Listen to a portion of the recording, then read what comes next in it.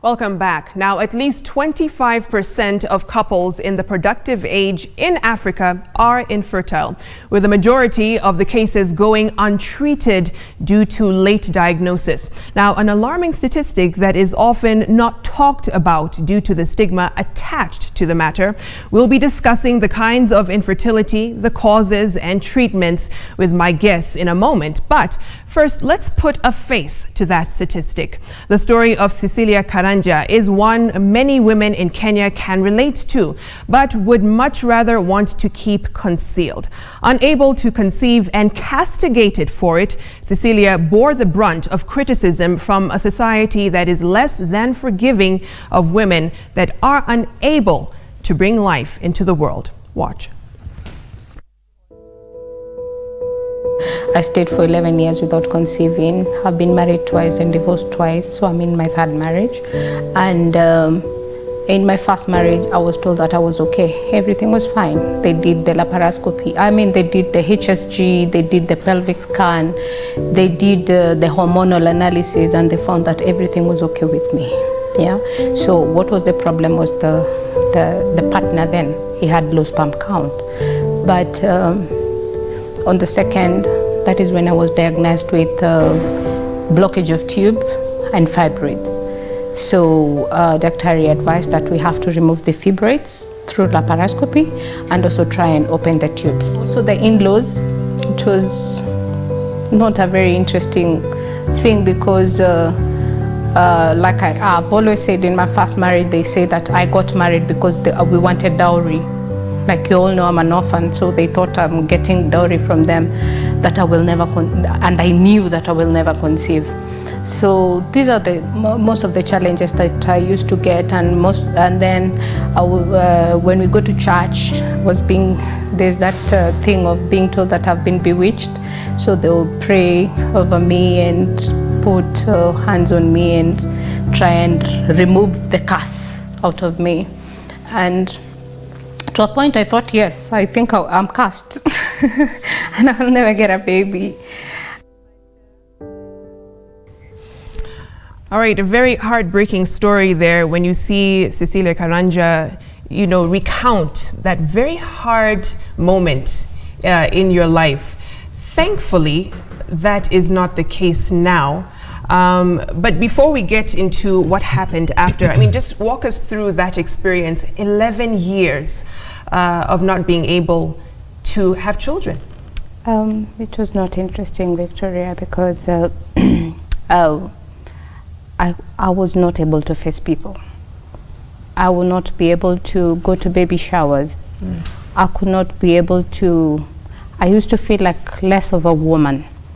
And I bore the stigma because everyone would think like, most of them thought that I aborted here, so they will think like I'm a bad girl, But I thank God that, I came out of it. Right. Fortunes have indeed changed. The reason why you are the founder of Fertility Kenya, we'll get to that. But let me introduce my other guest, Dr. Omanwa Kireki, and you are an IVF specialist. You've walked women, couples through this because it's not just women who struggle with this. That's often, the the perception that's out there when it comes to infertility. But what are some of the common cases of infertility that you've seen here in Kenya? First of all, Victoria, thank you very much for inviting us to the studio today to talk about this topic, which is a very sensitive, a very private, very stigmatized topic that people don't want to talk about. So the more we talk about it, the more we hear stories like Cecilia's, I think more couples are going to be encouraged to come out and seek for help. When we talk about infertility, maybe I would start right from the beginning. Yeah. The World Health Organization has divided infertility into two categories. The first one is what we call primary infertility, where a couple who are living together with an intention of procreation, having regular intercourse 2 to 3 times a week, they're not using any contraception, and a year has passed and there is no conception, there is no baby. So we call that primary infertility. Now in secondary infertility, is a situation whereby a couple, again, living together with an idea or with the plans of having conception, have had a pregnancy in the past, or they have a baby or babies for that matter, and they're trying to have another one. And in the same time range, 1 year has passed, regular intercourse, no contraception, that is called secondary infertility. Okay. When we look about, when you talk about infertility in sub-Saharan Africa, talk about the developed world first. Generally, it affects about 8 to 9% of the population in the developed world, in the US, in North America, Europe, and so on. When it comes to sub-Saharan Africa, we have the highest, unfortunately, incidence of infertility. It is an approximate, a conservative estimate that about 30% of the population in sub-Saharan Africa actually have issues with infertility, which is a paradox. Yeah, exactly. Yeah. Why is that? Number one, because it is a paradox because we have the highest reproduction rates, and then we have the highest infertility rates as well. When we come closer home to Kenya, again, a conservative estimate is about 15 to 20%. If we put it in numbers now so that we can have a proper perspective and context about what we are talking about, if we estimate that the Kenyan population is about 45 million, so if we take 10% of that, that will be 4.5 million, and we add another 5% to that, that will be another 2.5 million. So put it together, is over 6 million Kenyans are affected with infertility. So imagine Nairobi has a population of slightly over 4 million. So you'd say everybody who is in Nairobi plus a few more are actually have issues with infertility. Unbelievable. A huge number. And have they kind of come up with reasons as to why that's the case? What could be causing this? Yes, actually we do know what some of the causes of infertility are. If we look again in terms of percentages, about 30% of infertility cases is because of the ladies. About slightly over 30%, about 30 to 40% is because of the men. The rest, about 20%, is where both the man and the lady are affected. And a small percentage is where we really don't have a reason why. Now, when we come to the ladies, in this part of the world, the biggest problem that I see in my daily practice is blocked tubes. I see a lot of patients who come and they have blocked tubes, and the main reason for the blocked tubes is basically infection.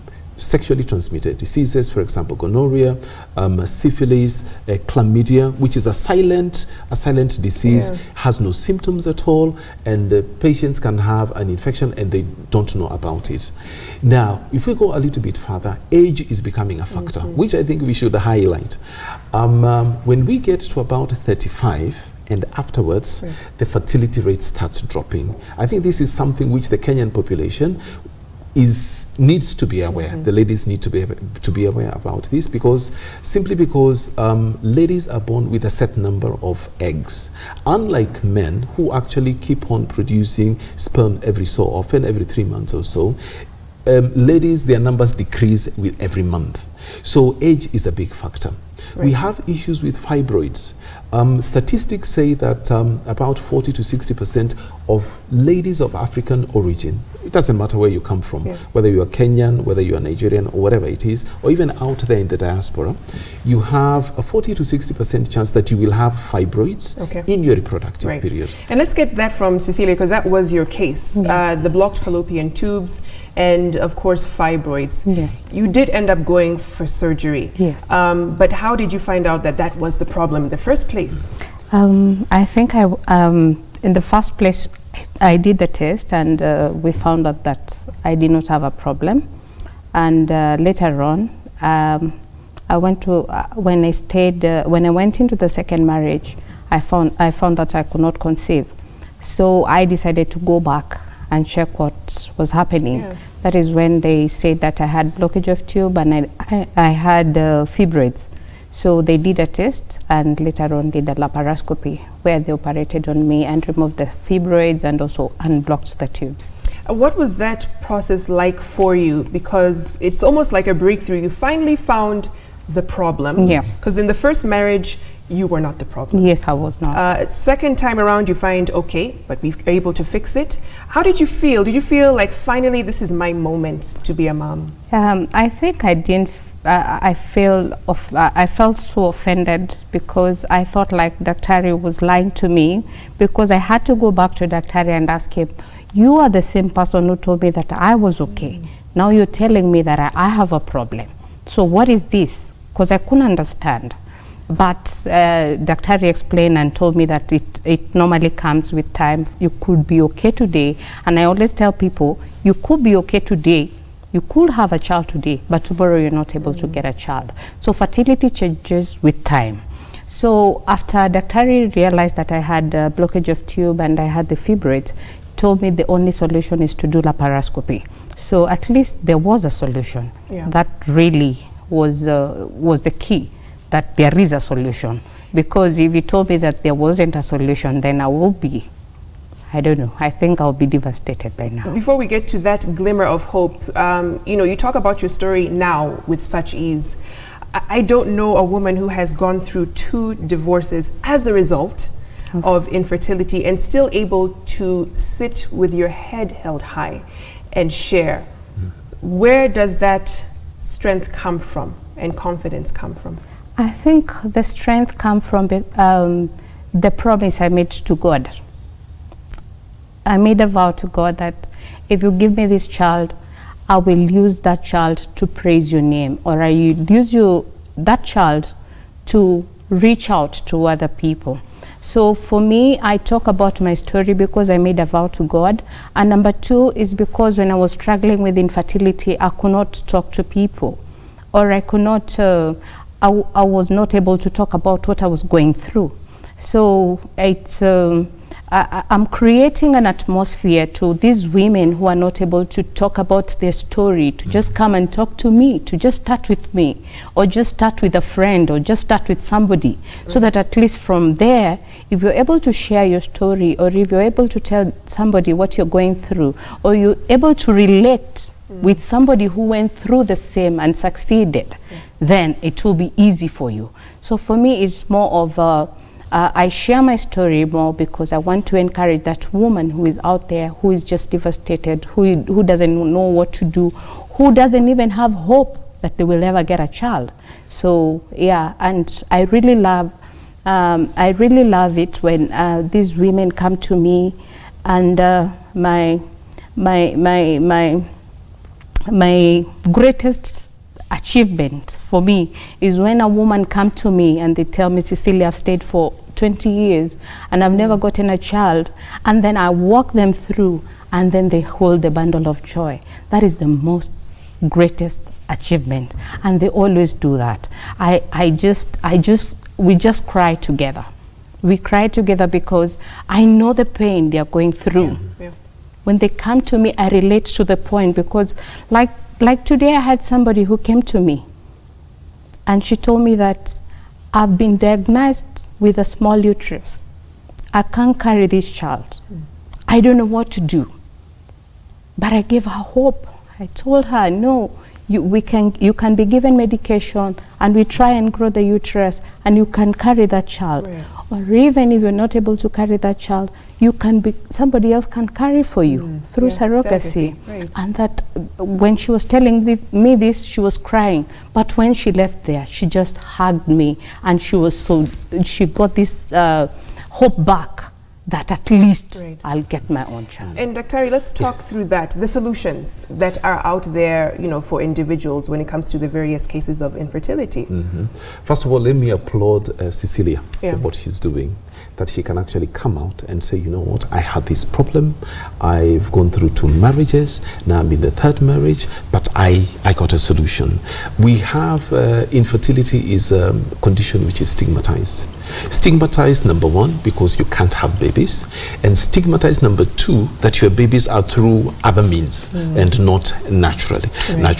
So some of the questions, actually 2 weeks ago, on the 25th of July, was the 40th anniversary of the first IVF baby, Louise Brown.